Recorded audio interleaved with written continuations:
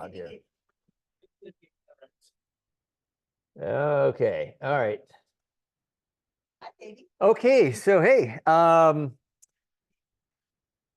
so we are tonight's going to be the first night out of basically, well, we've got several weeks of this, but at least tonight and next week are going to be the second most important event that happens in the life of Christ. So when we're done with this, you'll actually see how his ministry just dramatically changes. Okay, so we have to understand what's going to happen here. And so we'll take a couple weeks to really unpack this. Now, before we get into tonight, remember where we left off last week, which was Jesus was being thronged by the crowds, and there was something going on with him where he was acting crazy. Like these crowds are in on him, he's acting crazy, his family hears about it, and so they come to try to rescue him. But before they're able to rescue him, the event we have tonight is what occurs. So they're trying to get in there, they're trying to rescue him, and he is in there being thronged by the crowds, and he's acting like crazy, like they think he's out of his mind. And the reason why he's acting that way is because he knows exactly what's going to happen. He is in a heightened state of excitement because the event that happens right now, he knows in his foreknowledge, he knows what's going to happen. And so the reason why he's acting like that is because of what's going to happen right now. And what happens now completely changes not only his trajectory, but the trajectory of the nation itself. Like this, what happens right now tonight is going to change everything radically. And he knows that. And so his state of what people thought was crazy is him being excited, burdened, whatever you might want to call it, with knowing exactly what's going to happen. So that's kind of where we left off last week, was that situation there. Yeah, yes. I mean, yeah, I look, I wasn't going to say you're wrong, but he knew what was going to happen. Yeah. So, yeah. All right. So we're at tonight, we are going to be in section number 8 right here, which is the unpardonable sin. We're going to cover the rejection. We will save the defense and the judgment. Hopefully we can get through both of those, or actually maybe all 3 of these, 9, 10, 11 next week, which should get us mostly out of the actual event itself. And then we'll start looking at the sort of the immediate consequences, the immediate fallout of the event. But hopefully next week, this week and next week, we can get through those sections. But we're going to spend all of tonight on section number 8. All right, so again, he's there with the crowd. He's being thronged. They think he's crazy. Something is up. Something that the powder keg is about to blow. And this is what we see in Matthew chapter 12 and in Mark chapter 32. In Matthew chapter 12, it says, "Then a demon-oppressed man who was blind and mute was brought to him, and he healed him so that the man spoke and saw. And all the people were amazed and said, 'Can this be the Son of David?'" Right? Now, Mark 3:22 says, "And the scribes who came down from Jerusalem were saying, 'He is possessed by Beelzebul, and by the prince of demons he cast out the demons.' And he called them to him and said to them in parables, 'How can Satan cast out Satan?'" All right, so here's the situation, right? This is now the thing. He's going to do a miracle, and the Pharisees are going to respond to that miracle, and it's their response that is the unpardonable sin. Now, we're not going to unpack it tonight. You're going to have to wait till next week to actually see what the unpardonable sin actually is and how it works its way out. But tonight is the sin that they commit. Next week will be his judgment upon that, which is where he says it's unpardonable. All right. Now, in Mark here, again, we've got these crowds that are surrounding him, and it says a demon-possessed man is brought to him. Now, we don't know who brought him. It's likely, though, because we've seen this throughout the gospel accounts, that the religious leaders often will bring him somebody to test him. And because of the nature of this particular individual, and we'll see why in a moment, this demonic possession was an impossibility. So it's extremely likely that it was the Pharisees that found a person that was demon-possessed, and that demonic possession caused him to be blind, couldn't see, and mute, couldn't speak. And that they brought this person to Jesus to be healed. not expecting that to happen. And of course, Jesus does. Now, I don't know if that happened or not, but because of how the Pharisees tend to act, I think it's probably likely, because it says the person was brought to Jesus, right? So that could be the case. Now, again, because this person is demon possessed, it says that he was blind and mute. So in other words, this possession caused the man to not be able to see, and it also caused him not to be able to speak. He was a mute. Okay, now we're going to see here that this exorcism of this demon by Jesus has a radically different response from the crowd than all of his other ones, right? Because so we're going to get into like what was different about this one than the other ones, right? Because we know that Jesus has done exorcisms already in his ministry, and yet while there was wonder and amazement, we don't get the response that we get for this particular miracle. We also know that it was not uncommon. In fact, we even see it in the rabbinic Jewish literature that the Pharisees and the rabbis did exorcisms, successful exorcisms.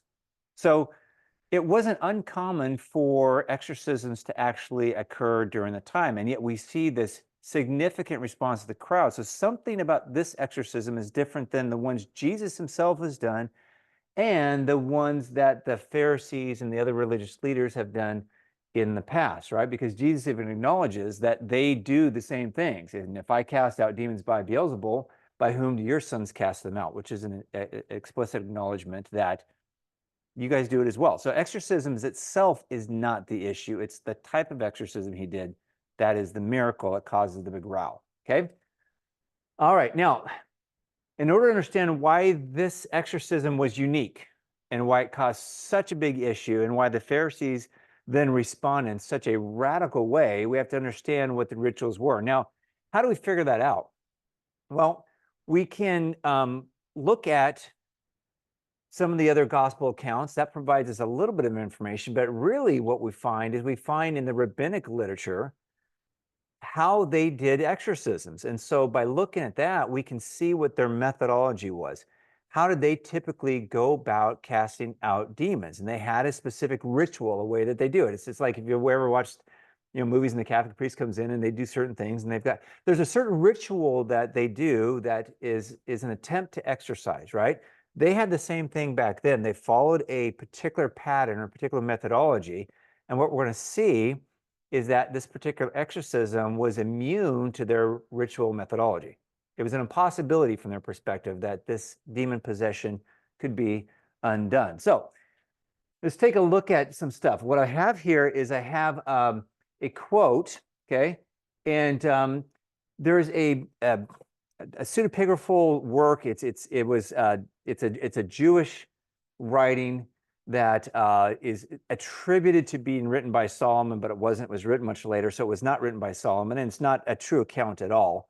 It's one of those types of writings that are out there, but it's called the Testament of Solomon, and it does actually provide us some information about how the Jews viewed exorcisms. And so this document called the Testament of Solomon, basically what it is, it's a writing, and it's trying to describe how Solomon was able to build the Solomonic temple, right? It went from being a tabernacle and this beautiful temple. And the way that it describes it being done is that Solomon accomplishes the work through the power of demons. They're his workforce. They don't really want to work for him, but they have to work for him because he's been given this special magical ring. Remember, none of this is true, by the way. This is not biblical. He's been given this special magical ring by Michael the archangel. And through that, he is then able to go ahead and communicate with these demons, find out their names, and exercise control over them so that they can do the work of building the temple, right? That's the whole idea behind this little mythology and this story. But this provides some ideas about how the Jewish leadership and went about doing the same type of stuff. So this is a quote here. It says, "The Testament of Solomon is an important witness, primarily to exorcism and a part of the post-apostolic church. Nevertheless, it does yield some information that is of help to us in the first century Palestine," in other words, at the time of Christ. "The success of exorcism was thought to depend on the exorcist, on what he says and does. We see from the Testament," this is the Testament of Solomon, "that conversations between demons and exorcists, amulets, the key importance of knowledge of the demon's name and the use of potions and appropriate strong names in the exorcist incantations persisted through the New Testament era into the period represented by this present document, and that's the document of the Testament of Solomon. So what he's saying right here, and this is a 12th tree. If you want to know more about exorcisms and how that sort of played out into the timeline of Christ and things like that, it's a great book called Jesus the Exorcist. But all he's saying right here is that there's some key information here that they would tend to find out the name. They use different incantations. So there was a methodology to it. They just didn't say, demon come out typically. All right. Again, 12th tree goes on to say this. He says that some of the other things he has here. He says first, and he's kind of giving now the list of things that these Jewish exorcists would do to perform the exorcism. He says, first, there was the notion that the demons and the exorcist must, sometimes willingly, confront each other. Secondly, the exorcist, often only in general terms, was believed to need to address or abuse the demon. Okay. Thirdly, the personal force of the exorcist, verbally relying on some outside puissance or what we call a power authority, right, was thought to be sufficient to effect success without mechanical or physical aids. Fourthly, and this is important, the conversation between demon and exorcist. And fifthly, the conversion of the sufferer were also elements of the exorcisms. Okay, so what I really want to point out there is that there is this need to confront the demon, and there was a conversation that would happen between the exorcist and the demon. That was part of their methodology, right? So we're going to get into why this is important here in just a moment. Okay, he goes on to say that the Testament, and this is referring now back to the Testament of Solomon, is carried forward by a series of conversations between Solomon and various demons. This confirms what we see from other literature that is believed that demons and exorcists engaged in conversations. So the need and the requirement to establish communication between the exorcist and demons was important, right? So that's one of the main things I'm trying to point out here. Now, it says in the Testament of Solomon 11.5, Solomon asks a demon its name, and he answers, if I tell you his name, I place not only myself in chains, but also the legion of demons under me. Although there is the probability of dependence on Mark 5:9, it does confirm and clarify the notion contained there that knowing a demon's name gives the exorcist power over the demon. Okay, so a couple things are becoming clear. There must be a communication established between the exorcist and the demon, and the exorcist needs to know the demon's name, because knowing the demon's name allows you to gain power over that demon, and then to be able to command that demon to come out or do certain things, right? There's a need for communication as well as the name, right? He then goes on to say, mention can be made of a story, and this is, again, now he's telling about a story that is written in the rabbinic writings about this rabbi named Simeon ben Yossi. It says, a mention can be made of a story about the fourth generation Tannitic rabbi Simeon ben Yossi. A demon, Ben Tamalion, is said to enter the emperor's daughter. When Rabbi Simeon arrived, he called out the demon, Ben Tamalion, get out, Ben Tamalion, get out. The story says that as he said this, the demon left the girl. All right, oops, and there should be 4 elements here. I apologize, I got to fix that.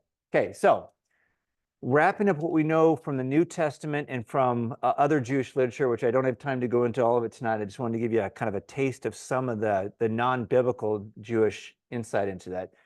We really are left with kind of 4 basic requirements, 4 basic pieces of the methodology that the Jewish religious leaders used for exorcisms. Number 1, they had to establish communication with the demon. Now, that's important because to establish communication, in other words, a two-way dialogue, right, requires that the person that is being possessed by the demon can use their vocal cords. They can talk. They can't talk, you can't communicate, all right? So that's the first thing.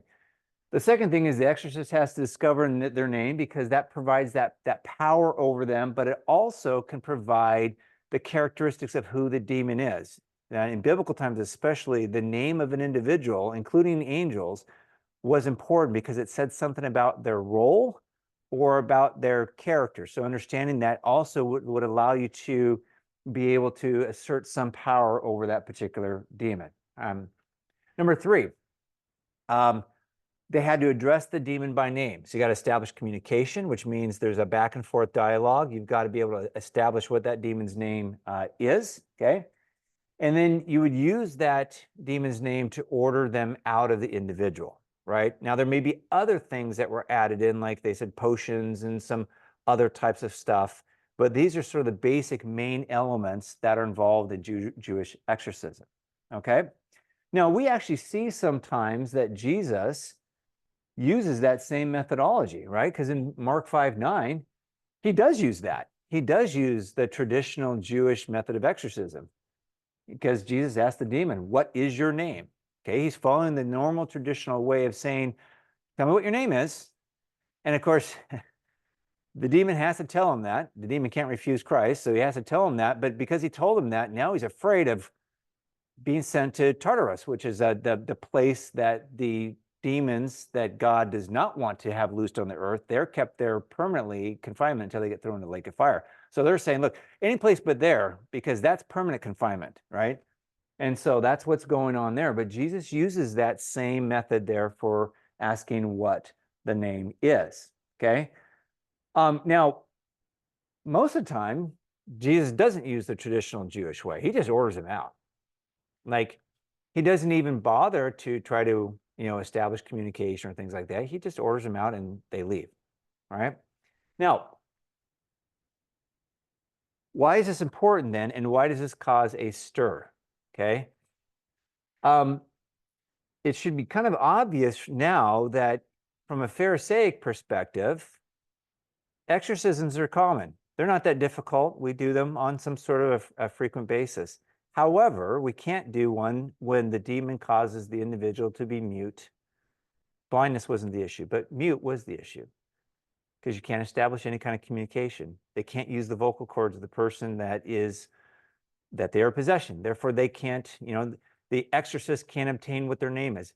So this is one that was considered an impossibility, except for God himself could do it, or the Messiah could do it. It's one of these ones called the Messianic miracle. Now, we've already run into a Messianic miracle once before. When Jesus healed the Jewish leper, that was the first time since the Mosaic law was given that a Jewish leper had been healed. Now, there had been a Gentile, remember Naaman, right, that had been healed, but he wasn't Jewish. And under the Jewish law, if a Jew is healed of leprosy, they must go through must show themselves to the priest, and they had to do all these offerings and everything else. They had to, stay away for 7 days. There's all these things that had to be done. But up until the time that Jesus healed him, there's zero record in Jewish literature, either biblical or non-biblical, of any Jew being healed. So he's already done one miracle that they would have considered impossible, right? This case is the second one right here. So now what you see then is that the crowd, their amazement isn't just that he's done something really cool. Not just that he's done some incredible miracle, it's that he's done the impossible, the thing that only the Messiah or God could do. That's why it's called a Messianic miracle, right? So their reaction, of course, is going to be, they're going to deduce what? Logically, what should they deduce? No, the people should logically deduce what? David. He's the Messiah. He's either God or Messiah. And he's been claiming, now remember, I want to put this whole thing in context here, right? We've been talking all the way back from the very start. Remember, from this main section where John the Baptist sends his 2 disciples to ask Jesus, are you the Messiah? And Jesus says, go tell John what you've seen and what you've heard. So John goes back. And everything we've been talking about since then has been about Jesus offering himself to the people as the Messiah. He's then given judgments against the 3 cities in Galilee and saying that, Sodom and, Tyre and Sidon would have repented if they'd seen these miracles. So this is all leading up to that. And he's still in the same place. He's still healing all these people. And now this event happened. So, and last week we also had the sinners that responded. Once he said, hey, look, you know what? If you respond to me, put your faith in me and what I say, then you'll get rest and everything else. We went into the whole thing. Of course, we saw last week the people that did actually start to respond. So he's offered himself as the Messiah. So they're already at a stage where the crowd is ready to accept him. Okay? And now he's just done a second miracle that only the Messiah can do. Now, think about what's going to happen here, because that's going to put the Pharisees in a big bind, right? They're in a big bind because the crowd loves him. They're all Jesus. Like, you took a poll of them, they're all Jesus. I mean, Jesus is going to win in landslide. Talking about an election, I mean, don't even worry about going to the voting box, because he's going to win this thing from the crowd's perspective. And the Pharisees have already rejected him as the Messiah, so they're going to be put in a big bind. Okay. Now we see that previously, when he's cast out demons, there is amazement, there's astonishment at what he's done. But the main thing that they ask when he does this is, what authority do you do? Where do you get your authority from? Right? We know where the rabbis, the Pharisees, get their authority. They're the representatives to God and all this. That we know where they are. You're not a Pharisee. You didn't go to any rabbinic school. So we want to know where your authority came from. They get their authority from this rabbinic school, which allows them to do these different things. Where do you get yours from? That's been the question that they have. Is they're amazed, they're astounded, but where do you get your authority from? This time, though, they don't ask that question, right? So as a for instance here, if you go back to how Jesus has previously done it, in Luke chapter 4, it says, but Jesus rebuked him, saying, be silent, come out, rebuking the demon. Be silent and come out of him. And when the demon had thrown him down in their midst, he came out, having done him no harm. And they were all amazed and said to each other, what is this word? For with authority and power he commands the unclean spirits, and they come out, and reports about him went out in every place and in the surrounding region, right? So they're all amazed, and they want to know, where's this power and authority come from? Now, this one is different. And now you already know why it's different, because he's done something that's not just an exorcism. It is a messianic miracle. And you'll notice that their reaction now is not only just amazement. Okay, it says, and all the people were amazed. So we still have the same reaction of, gosh, look, we never get tired of watching this guy do stuff. Like, every time he does something, it's just, we're amazed. We have no idea how he's doing this. And said, now they say something here. This is the first time that this question has come up. Can this be the Son of David? That's a different response. And the reason why they're asking this is because he's just done what? Only something Messiah could do.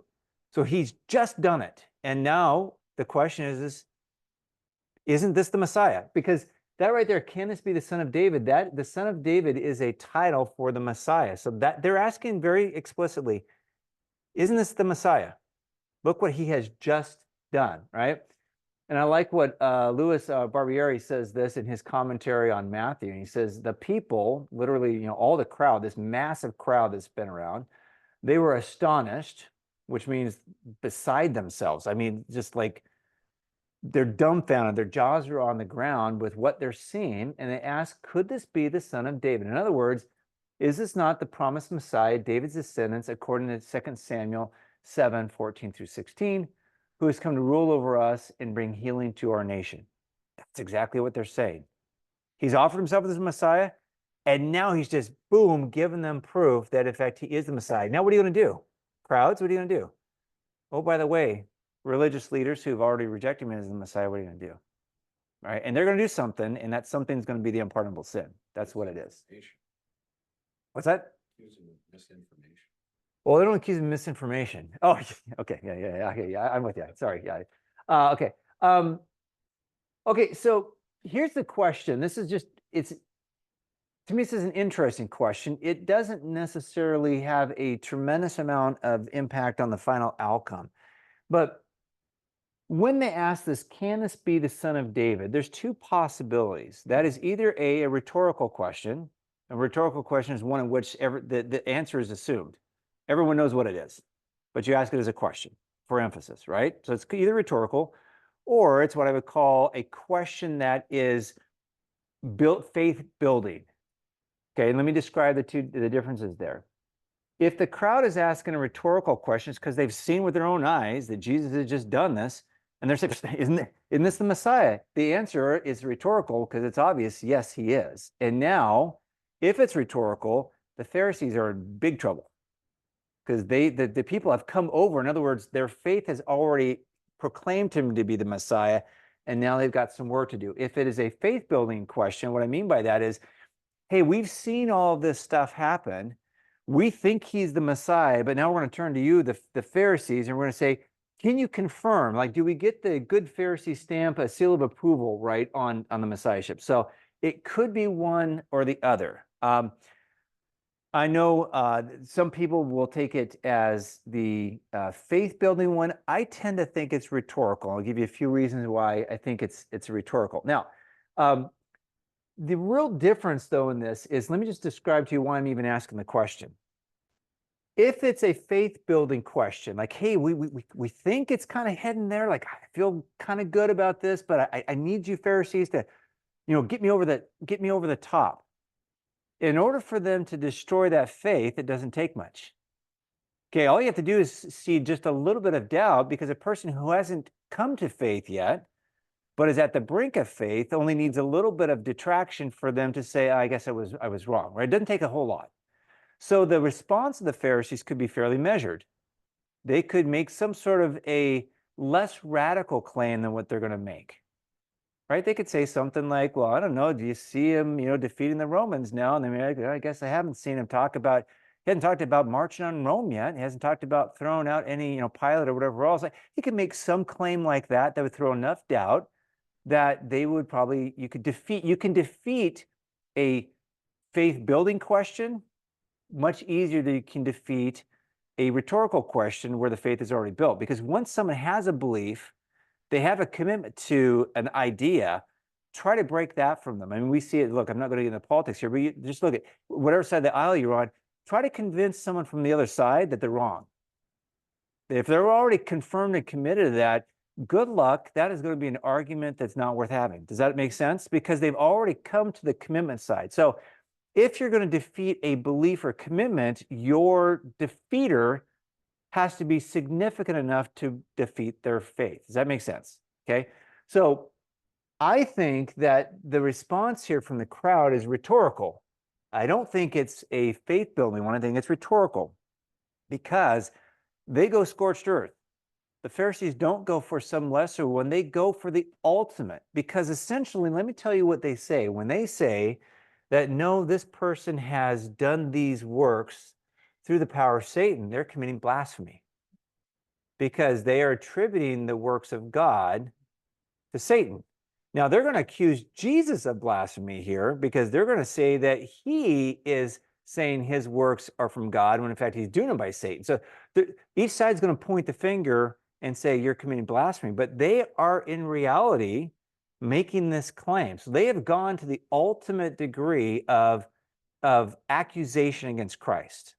So I think because they've gone sort of scorched earth on him, that this is actually a rhetorical question, that the people have seen it literally right there before their eyes and are saying, this is it. This is it. We're convinced. Isn't this the Messiah? And now the Pharisees are hearing this, and hearing it, they've got to respond. Because if they don't respond, that faith is just going to take off. And I mean, it's going to be done. It's going to be game over for the Pharisees if they don't do something immediate. So they've got to think on the spot. How are we going to defeat this? How do we actually right now in the moment, not plan for 6 months down the road of how we can defeat this. We got to, in the moment, come up with our best reason to give to the crowds that will be enough of a reason that will defeat their faith in what they've seen occur. Yes. Quick? Yeah. Yeah, real quick. The crowd was amazed and asked, could they have been talking to the Pharisees because they're the shepherds, we are the sheep? Could this be that Jesus is the son of David, the Messiah? So they're looking at their leaders and saying, is this him? Well, and what I'm saying, Mike, is it could be either one. Now, I'm not saying so what you just described there is if they're looking to them and they're asking a question, that's a faith-building question. I'm pretty convinced, but because you're the religious leader and you know more than I do, you're connected to God, I just need you to look me in the eye here and tell me we're all good. That's a faith-building one. That may actually be what's going on. I'm not saying that I'm right on this, but I think because of their reaction, that they went to the nth degree, when if it was just something else, they could have, because they've said other things to him. Remember, the lady that came, the prostitute that came to him in our last session, right? What were they thinking in their mind? Sinner, doesn't he know she's a sinner? Yeah. If he's the Messiah wouldn't let a prostitute kiss his feet and cry all over and wipe his feet with her hair. I mean, the Messiah wouldn't do that because the Messiah is going to be a Pharisee. A Pharisee would never allow himself to be like touched by a first of all by a woman, but second of all by a prostitute. They could have made some sort of easy claim against him, as they've already done, to defeat his messianic claim. I don't think it really matters necessarily, but I do think if I'm right and the rhetorical question is correct, it explains why they went to the degree they went, but it also explains why Jesus then comes back with the judgment he gives. Because their degree, they committed the ultimate sin, this blasphemy against God. And so he comes back with this ultimate judgment of the unpardonable sin. That's the connection. So I may be wrong, but I think that from their response, it's probably more likely rhetorical than it is the other one. All right. Yeah, you're welcome. All right. So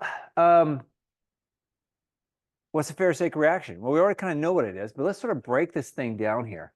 They say it's only by Beelzebul, the prince of demons, that this man casts out demons. Now you put yourself in the Pharisees' shoes. Now, again, I don't think they had this planned. Whether it was a question, a faith-building question or a rhetorical question, I don't think they had this planned. They're just sitting there. They're watching stuff. Probably they brought this man there and they expect Jesus to fail and they expect to be able to go, oh, look, you know what, whatever. He's not the Messiah because he can't heal this person. So, but they're sitting here and he has done this.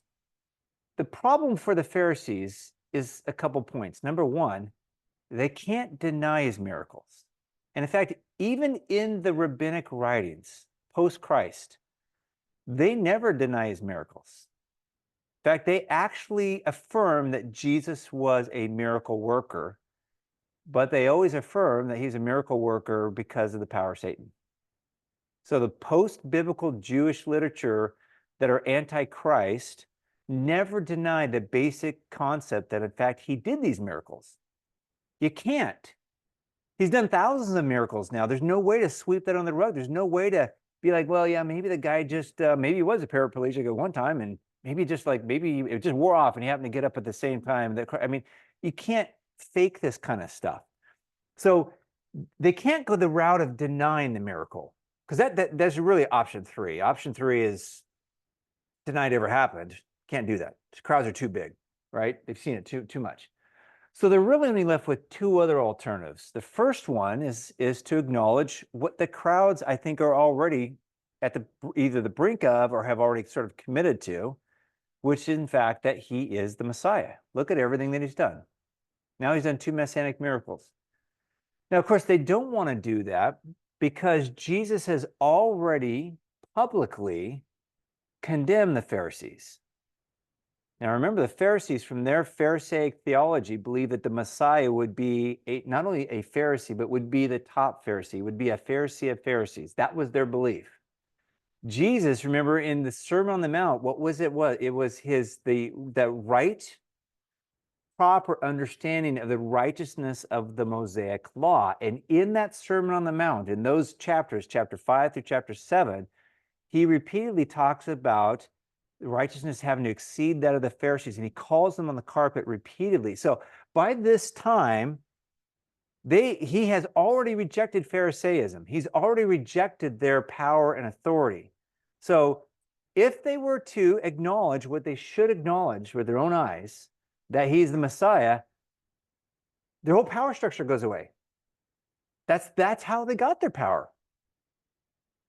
And it would go away because he's repudiated. If he's the Messiah and he says you Pharisees are a bunch of baloney, no one's going to be a Pharisee anymore. No one's going to follow you. Immediately, your political party, now that we're in election season, is done.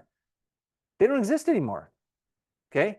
But the other thing is, and this might even be more crucial, is that it completely destroys your basis for your faith. Like, this is a faith-destroying admission. And we all know how difficult it is for people to give up a faith that they've had. Like, people can wander and they can kind of drift a little bit, but for someone to completely reject it, That is a like life-altering type of decision. So if they're to acknowledge him, not only does their power base go away, but it completely shatters everything they know about God, everything they know about themselves. This is a life-altering decision. So they can't go that direction, and they're not willing to acknowledge with their own lips what they know, what the crowd actually recognizes that Christ has done. So they're not going to go with option one, even though that's the option they should have taken. So the only other option they have is to reject him as the Messiah, to defeat the claim of the crowds. No, I know you guys think he's the Messiah, but he's not. But you can't just say he's not and then walk away, because he's done all these messianic miracles and everything else. So in addition to a denial of it, you also have to provide a proper defeater for the position. And the defeater is, yes, he has done these miracles, but it's by the power of Satan, right? That's their approach, okay? So I imagine they're caught in a bind. I mean, you put yourself in the shoes of the Pharisees, man, they're probably sweating. Like sweating to the oldies, wasn't it like a Richard Simmons or something like sweating to the oldies or whatever? Like they're just sitting there sweating because of this whole thing. Okay. So they're going to accuse him now of being demon possessed. All right. They say that he is performing these miracles through the power of Beelzebub, which is the prince of demons. Now, this word it goes way back actually into Old Testament times, right? The original name was Beelzebul, which really meant like Lord of the Palace, Baal, right? This is where the word actually comes from. Baal just means Lord, right? So when you go back to the Old Testament and you're reading about the Canaanites and Baal, we usually call it Baal. It's probably Baal, not Baal. But anyway, for all of us that are growing up in English-speaking countries, Baal was the Canaanite deity, and it meant Lord, right? That's how that was their name for God, Baal, meaning Lord, or in their case, master, right? And so Magnus, and I'm going to give a quote here, says this is the explanation for it. The word Baal literally means Lord or master. Beelzebul originally meant Baal the prince, as in the chief deity. Beelzebul is a variation on that name. This prince was the god of the Philistine city of Ekron, and you can read that in 2 Kings 1, 2 through 3. After the Jews had finally been cured of idolatry by the Babylonian captivity, the rabbis liked to poke fun at various pagan gods and apply some of their names to different demons. Here, they changed the last letter so that Beelzebul became Beelzebub, meaning Baal, the prince, became the lord of the flies or the lord of the dung, the demon in charge of diseases. And then Samuel notes that Satan in Jewish literature is also known as Beelzebub. Okay, so that's how this transition of the name came from, this lord or this prince to being a derogatory term used by the Jewish religious leaders to really mock the Canaanite god Baal, right? And so this demon then that they applied this name to, Beelzebub, they said was in charge of diseases, right? So what you have here then is you have the Pharisees saying that Jesus is casting out. Now remember, the person that is demon possessed isn't just demon possessed. The demon possession has caused physical ailments, physical diseases. Can't see, she's blind, can't speak, right?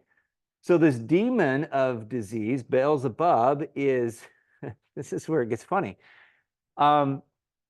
That's the name of the demon that's causing disease, or at least that's what they would attribute the name of that demon to. And they had all demons of water, and they had all kinds of, demons had certain names. It reminds you of what you see a lot of times in modern day, where people want to say there's the demon of the cold and whatever else. Anyway, that's kind of how they were thinking. This demon, the demon of disease, is then going to cast himself out so that the person is no longer diseased. That's the proposal on the table. Do you understand what I'm saying? Okay. So that's what they're saying. Beelzebub. They could have chosen anybody else, but they had to choose Beelzebub because the person's obviously sick. So now Satan is going to cast out Satan. It's really a bizarre explanation if you look at it. And of course, we're going to get to the defense of Jesus here next week, where he actually says, okay, hold on a second here.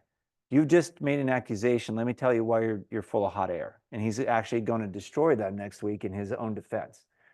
All right, so what we have here then is the official reason for rejecting Jesus. Now, when they go to the Romans, they don't use this because the Romans couldn't care diddly about Jewish religious practices as long as they weren't causing any kind of problems or issues. They didn't care. So to the Romans, the official thing was treason, right? He's one of these people. He's one of these revolutionaries that's going to cause all kinds of problems and whatever else.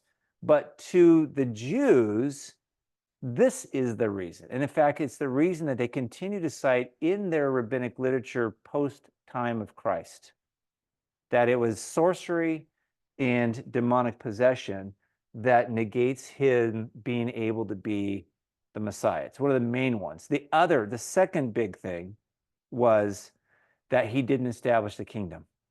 If he's the Messiah, why isn't he ruling and reigning? Why isn't there peace everywhere or whatever else? There's two things. He was demonically possessed and a sorcerer, and he didn't establish the kingdom. And today, if you talk to Jewish people who have done Jewish evangelism, that's one of the main things they'll say is, my rabbi says if he was the Messiah, he would have established the kingdom. There's no kingdom established, therefore he's not the Messiah. That's the logic, right? So both of these things are actually kind of in play here. But that's the official reason for them rejecting him. Okay. Now, there are some additional non-biblical Jewish, again, when I mean Jewish, I mean hostile writing to Christ, okay, where they also mention Jesus and they mention this fact of sorcery and demonology. And sorcery and demonology are like closely linked, right? Because the sorcerer gets their power to do miracles from demons. It doesn't necessarily mean the sorcerer is himself demon possessed, but it does mean that the power for those miracles comes from demons. So those two concepts of sorcery and demonology are, demon possession are closely linked. So one of the things that they said is they said Yeshu. Now his name was actually Yeshua, but because of their disdain for Christ, they dropped the A on it because they can't even stomach to actually use his name. And in fact, in later rabbinic writings, they actually went back and expunged a lot of the references to Jesus because the Christianity was having such an impact, and there were so many Jews getting saved that they didn't even want to use his name. So they even went back and erased that. So they call him Yeshu instead of Yeshua of Nazareth. Practiced sorcery and led Israel astray. That's exactly what they're saying now. Practice sorcery, right?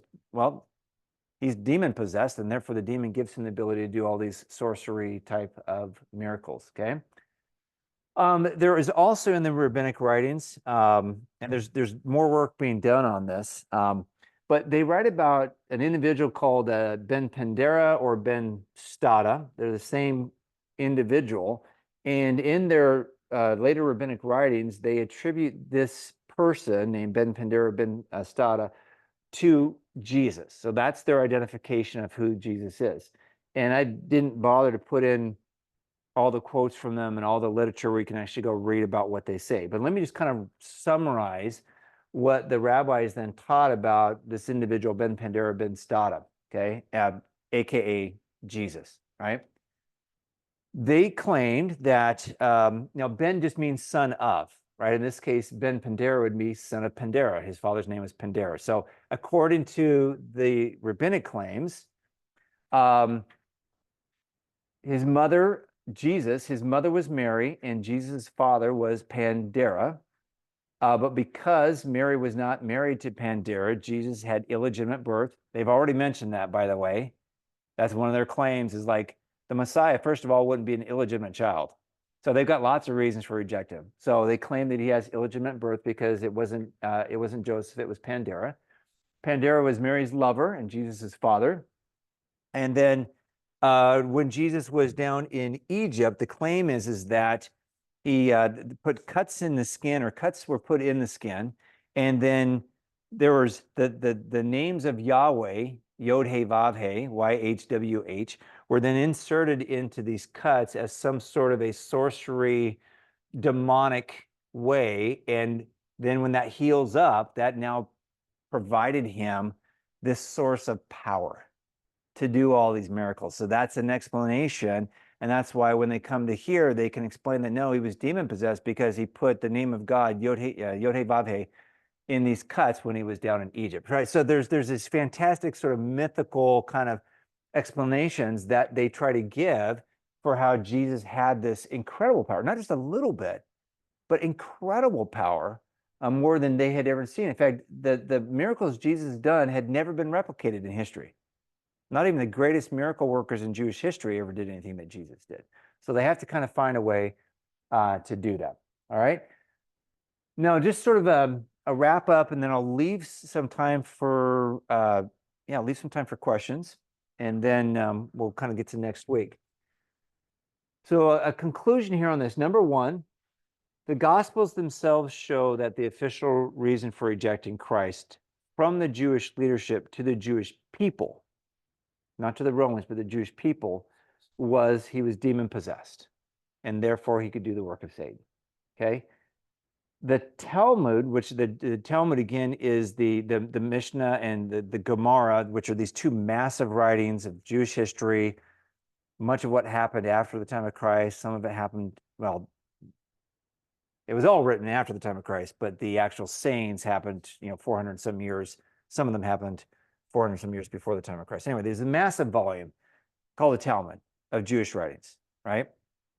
And in the Talmud, this is what they say about Christ specifically. Okay. So again, they're not actually, this is corroborating the gospel accounts. It's not going against it. So in the Sanhedrin 43a, which is one of the chapters in the Talmud, it says, on the eve of Passover, Yeshu, that's Jesus, was hanged. For 40 days before the execution took place, a herald went forth and cried, he's going forth to be stoned because he has practiced sorcery and enticed Israel to apostasy. So that's the claim. Post-Christ, that's what they said is, hey, look, the reason why Jesus was hung on the cross and crucified on the eve of Passover is because he practiced sorcery, right? And tried to lead Israel straight apostasy. Now, according to this Sanhedrin 43 here, they sent this herald out and no one came to Christ's defense, which is why he ended up getting stoned. It's like, we sent out a herald. If anyone has a defense for him, bring it up, but no one brought a defense. So that's the reason why he was killed, right? Kind of a justification of that. Apostasy is to lead away from the faith. Like Israel's to follow Yahweh, and Jesus is doing all these things because really he's in the employ of Satan, right? And so he's leading them away from the one true God for his own means and for the purposes of Satan, right? That's what their claim was. Okay. Now, in this case right here, when we get to the crucifixion account of Christ, executions weren't allowed to be done on feast days or high holy days, right? But because of the fact that Jesus, according to the Pharisees, his crimes were so horrendous, in this case, they thought attributing the works of Satan to God, which is blasphemy, because they were so horrible and he needed to be done with, they were willing to go ahead and go through with the execution, even though it was on the eve of Passover, right? So it's interesting that they would even admit that, because according to their own laws, they weren't allowed to do executions on feast days or high holy days, right? Okay. And then according to another Jewish writing, this is the Shabbat 104b. Again, this is where they get into Jesus was able to perform these miracles because of the cuts in his skin and inserting the name of God. And this, of course, results in demonic possession and then his acts of sorcery because of that. Okay. One last thing, and then I will open up for questions, and then I'm going to get you prepared for next week, okay? So that you can now read ahead. Now that you know what the sin is that's done, now read ahead to sort of figure out, okay, what does Jesus say? And then what is his judgment? And who does that sin apply to? Okay, because we're going to get into that. Okay, but I like what Robert Evan Vorst says in sort of a summary of just tonight. It says this, it says, finally, if we were to characterize the Jewish view of Jesus in one word or phrase, what would it be? The main Jewish tradition originated in the first century, carried through the rabbinic tradition, and adapted for more popular use in the Toledot Yeshu, that's a Jewish writing, is that Jesus is a magician and deceiver. He founded and led the movement that tried to lead Israel away from the one true God and his Torah. He used deception and magic and miracles, worked by an alliance with evil. Like all deceivers, he was rightly tried and executed for his religious crimes as the Hebrew Bible directs, which it does. Only Josephus sees Jesus in a more nuanced way, a reflection of both his Jewish faith and his Roman fealty. And actually, if you read the accounts of Josephus, he does speak much more positively of Jesus than what the other rabbinic writings are. Okay. So that is where we end tonight, is this accusation by them, the Jewish leadership, that his miracles are the result of demonic possession. So let me stop there, because that is the unpardonable sin. They're attributing his acts, the works of God, to being under the power of Satan. This is going to be what he then says that is the unpardonable sin. So I'm giving you a little bit of a heads up. But before we go into prep for next week, what questions do you have that we can answer? Yes. Great. About the narrative with where Jesus cutting Yahweh into his arm fits in, is that before he casts out that demon? Oh, or- and again, that didn't happen. Just so you know. okay. No, what I'm saying is, that's the That's what they said. that's the anti-Jesus rabbinic writings. Okay. That's how they try to, yes, that's exactly, Gotcha. that's how they try to explain how he got all these powers, because they never denied that. In fact, they agree that Jesus was a miracle worker. And so they've got to find a way. How did he get all those powers? Well, he was demon possessed. Well, how did he become demon possessed? So they Well, said we- that's what he They did make to become- exactly. They make up. That makes It's sense. make up stories. What's that? People believe. So In a lie they just- becomes. Well, yeah. Or maybe they had, some. that he scratched. Mr. Mike, Problems here. Not myself. no, you didn't. Okay, yes. Josephus the only one that dissented from the mainline rabbinic writings? Like, did anybody else come to Jesus' defense or see that maybe, hey, was there any debate about that? I'm thinking of any Jewish people, because there were some, I mean, the Romans were not particularly, they were just being Romans about it. Like, they weren't really, They didn't really care. they didn't really care about it. They were kind of just like, anyway, that's a different story. But as far as Jews, we don't have, the majority of the writings that we have are the rabbinic writings, and then we have writings of Josephus. And I'm trying to think if there's anybody else. Josephus a Jew? Josephus was a Jew, and during the war, which is going to come later on, right? So You're then, talking like 70 AD? yes. Okay. So he's captured, he gets brought to Rome, and he actually, they like him. They like him. And in fact, he's close to the emperor. I mean, he hobnobs with the bigwigs. And so he presents his Jewish history, and he tries to present it factually, right? But he's also writing it for Romans to consume and things like that. So he's got a relationship with Rome. They like him, he likes them. So it's a kind of an odd relationship, because what Rome has just done to the Jewish people would tend to make you think that a Jewish person wouldn't want to be caught dead with that. But anyway, they treated him well, and he liked them. But it's his writings that we know a lot about Jewish history, and particularly he's got a book that the wars, where it describes in detail. If you like war and you like details, go read Josephus's account of the massacre of Jerusalem and everything else. I mean, it's pretty horrific. But yeah, he wrote these massive volumes. But anyway, he was actually very sort of nuanced and neutral to Jesus. He was actually in some cases even complimentary to Jesus in ways that the rabbinic writers were not.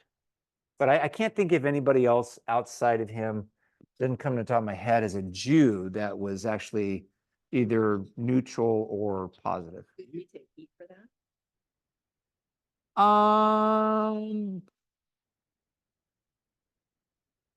I'm trying to think of it. So when you say take heat from that, the only way I'd know that is if there was a writer of either his time that would then, and sometimes that happened, like we have different ones between Christians and Gnostics and things like that.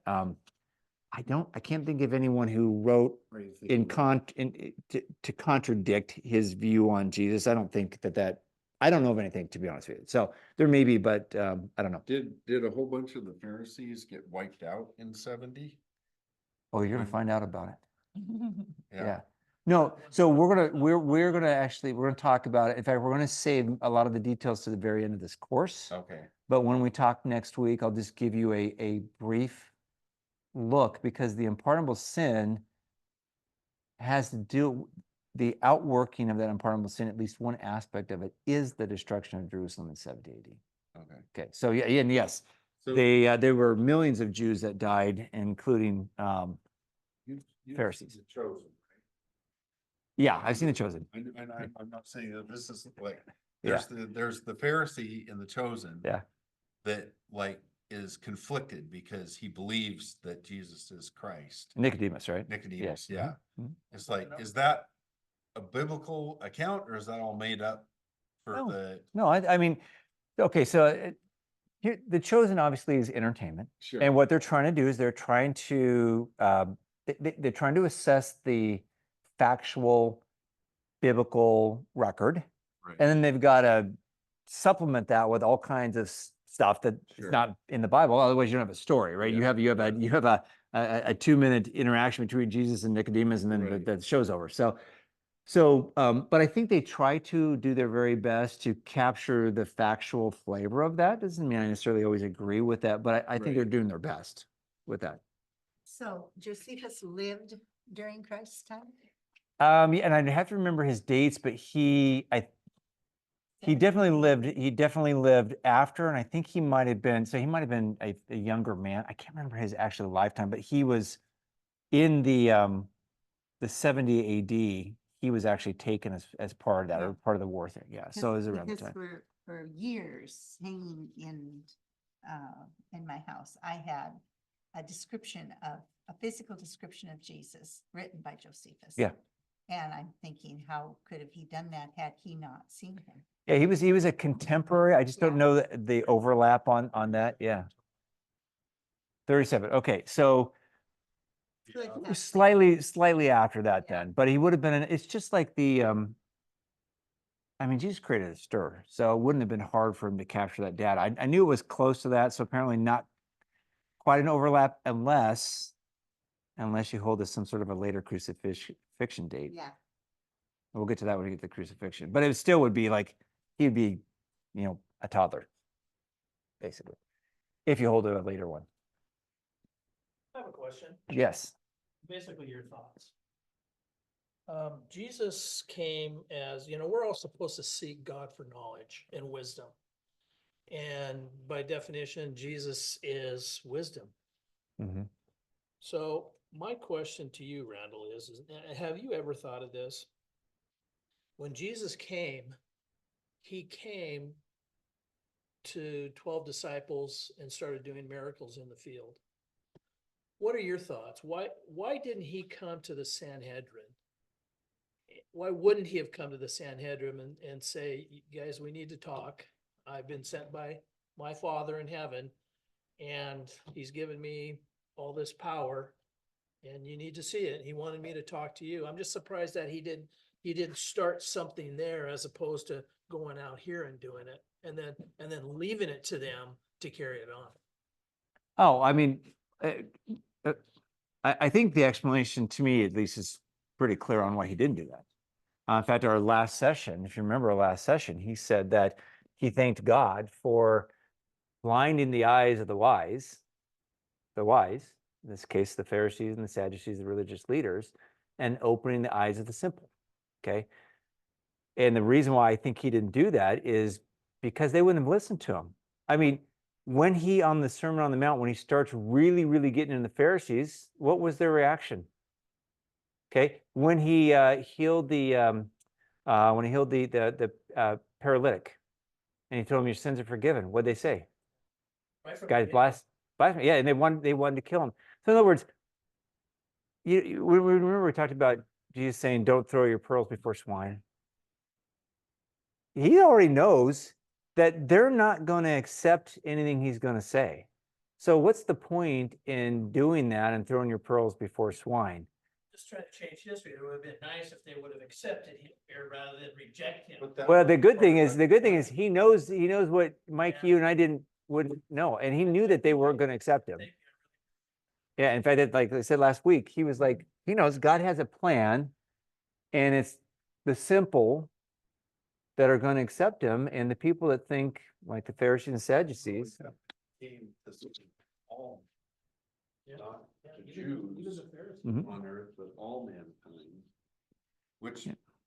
made me think of a question. So Mhm. I was thinking, okay, that's the Did you? answer. And then I was thinking the question is there something in Daniel or some of the Old Testament that predicts that he would come to save all mankind as opposed to being the king of the Jews? You know well, what I there's mean? definitely Isaiah says that he'll be a light to the Gentiles, right? Okay. So we have that now.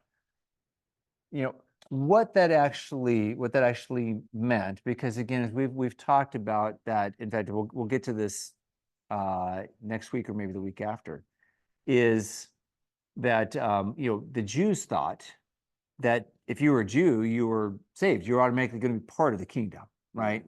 And so, but Isaiah did predict that he'd be a light to the Gentiles, and the Old Testament did predict that the Gentile nations would come and would worship and would come to Jerusalem. So there certainly was this idea that while Israel was in a privileged position in the kingdom, that the Gentiles would also benefit from his coming. So if we say it kind of that way, yes, not literally that every single person, but yes, that the nations of the world would come under the rule and reign of Messiah, which is very clear from the Old Testament, and that they would come and worship. So yeah, I think they had that concept for sure. Yeah. Two things. Yes.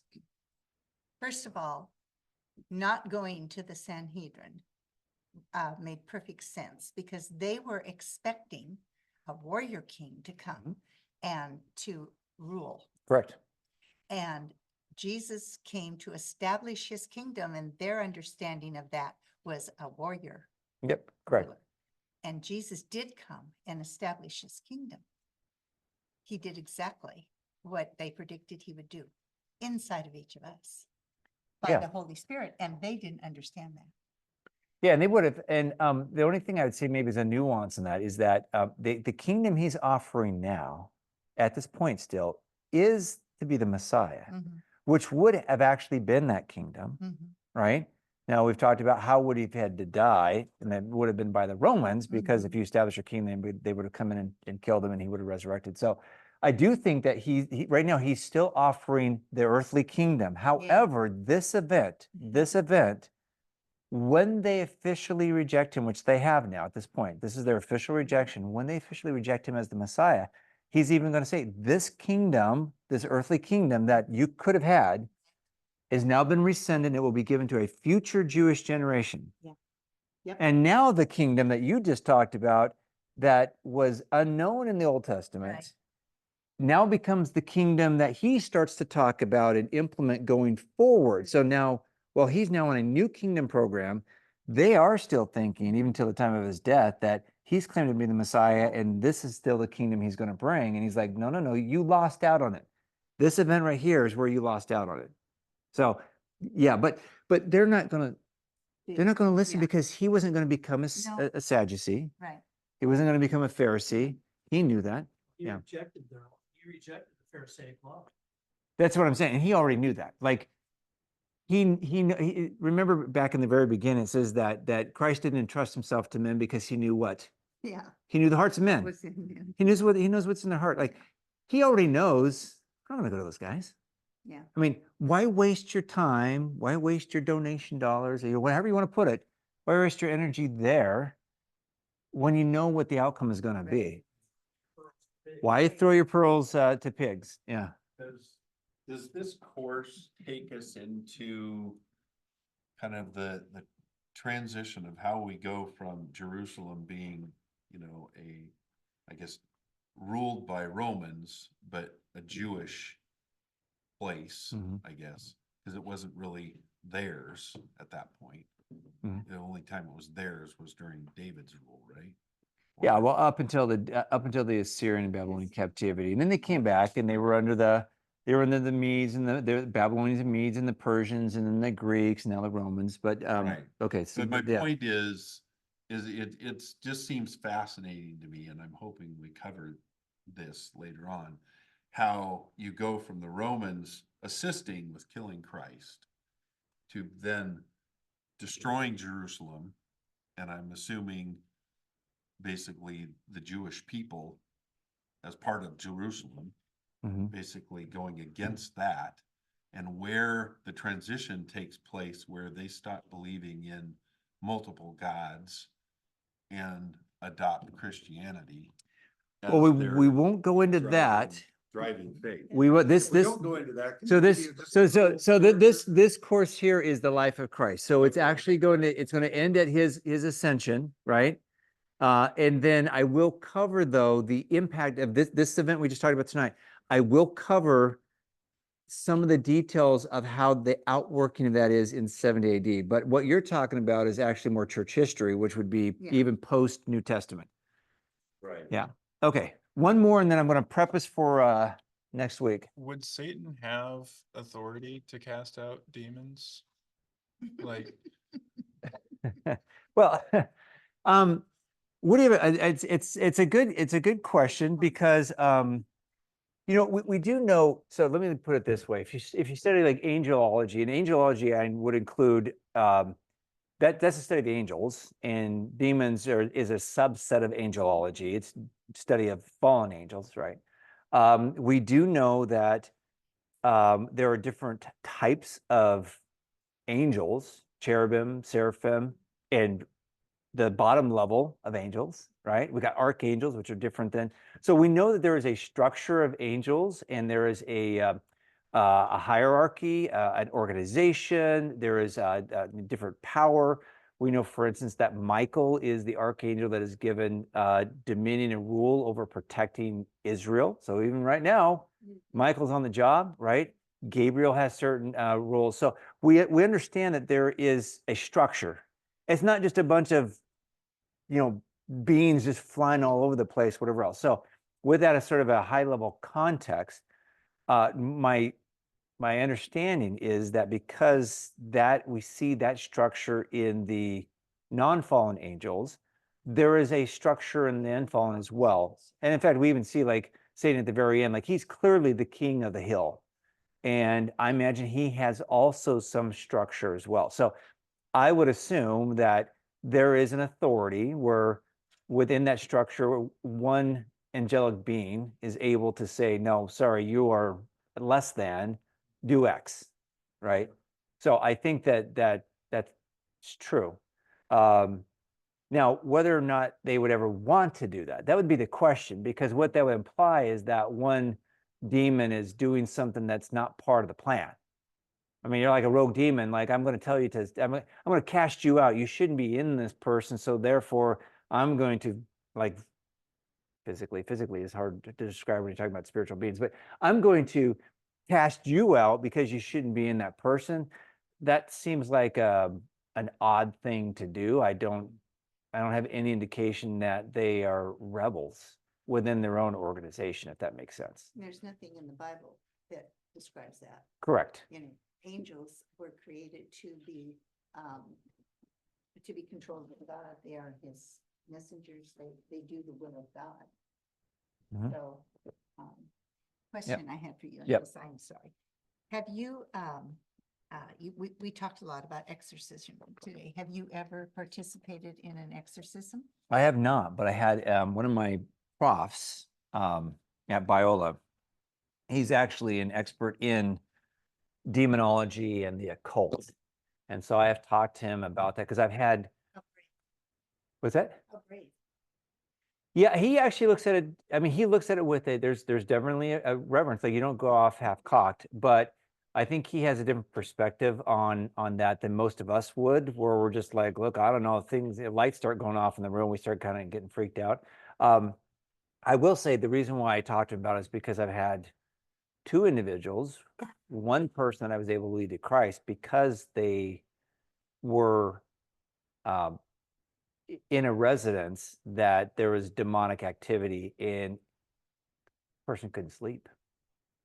They literally were like at wit's end because of all the stuff going on, and they weren't a believer, and they wanted to know, and they knew that I knew about this stuff, and so they came. So I had a chance to talk to the professor, get more information about his perspective on different things, and really kind of work that out. And the person's actually came to Christ because of that whole thing and solved it.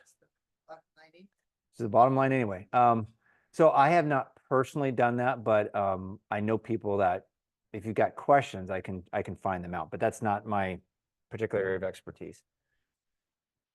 Not because I avoid it, I just haven't, Had the opportunity. I haven't really had, yeah. And I'm not saying I'm asking for it either, but No. yeah. I don't think that's something you would choose. I think that's No. something that maybe you're gifted with. It's maybe. Called to, yeah, called something, yeah. that Yeah. God chose Yeah. and built and by his Holy Spirit to be a discerner of that kind of spirit. Yeah, and I think there is something about that, like, yeah, there's something ability to be able to see what's going on that maybe the rest of us think person is kind of crazy, but yet there's actually something else that's going on there. I think that's probably true. Okay, great. Let me end by just prepping you then. Okay. So what we've covered is obviously the sin. The sin's been committed now. They've committed the sin. Jesus is going to next week, number one, provide a defense. He's going to say, you guys are full of hot air. And by the way, the crowd's listening, like you've put out a explanation, and I want all of you to hear how dumb that explanation is. Right? I'm going to show why your defeater for my position is not as good of a defeater as what you think it is. Okay, so he's going to provide a defense of that. And he's really going to turn the tables on them next week. Yeah.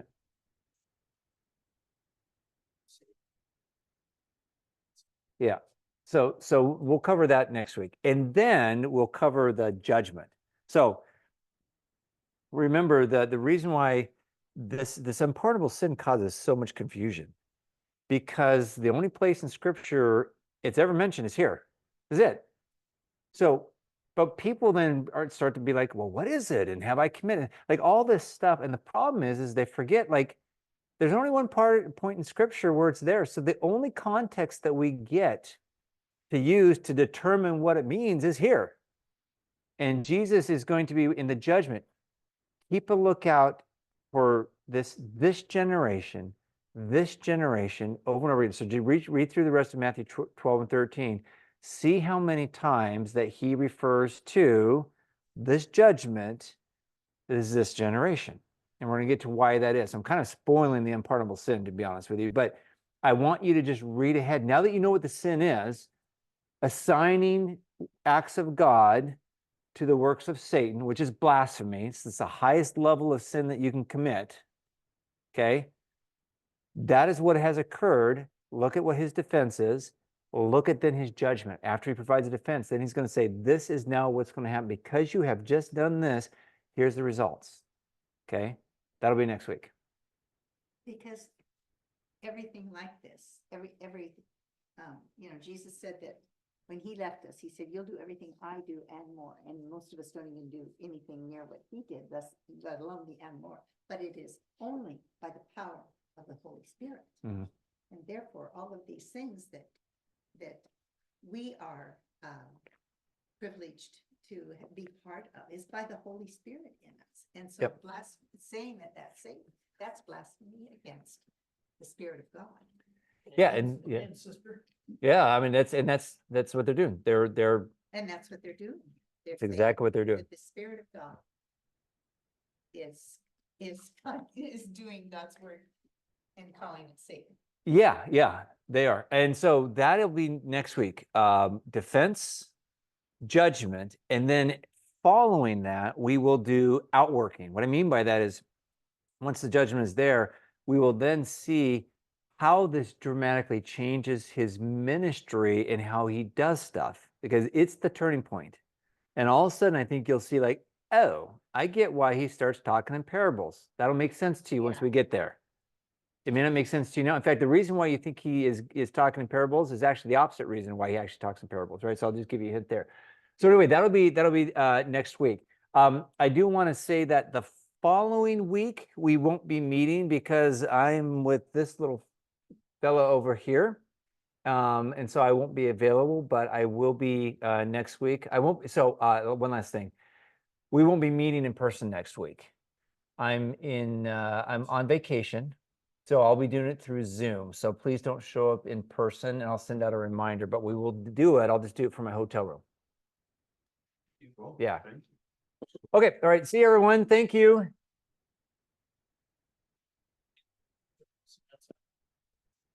He teaches us.